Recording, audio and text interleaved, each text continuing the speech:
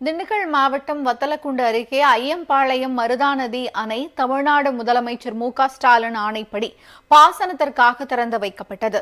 திண்டுக்கல் மாவட்டத்தில் கடந்த மாதங்களில் தொடர்ந்து பெய்த கனமழை காரணமாக மருதாநதி அணை முழு கொள்ளளவான 72 அடியை எட்டியுள்ளது.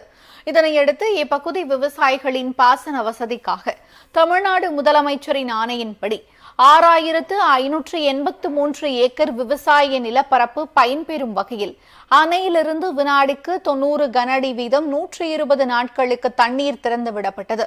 இந்த நிகழ்வில் தமிழ்நாடு ஊரக வளர்ச்சித்துறை அமைச்சர் பெரியசாமி பங்கேற்று அணையின் மதகினை திறந்து வைத்தார்.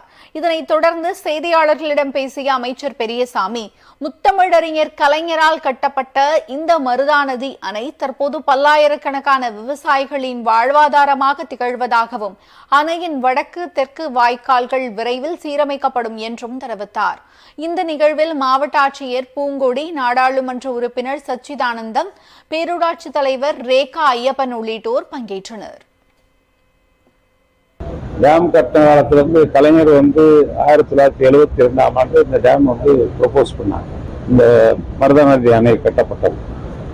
இந்த அணை கட்டப்பட்ட காலத்திலிருந்து கிட்டத்தட்ட இன்னைக்கு உங்களுக்கு அதில் 30, இதில் ஒரு 24, 55 வருஷம் ஆச்சு. 50 வருஷம் ஆச்சு.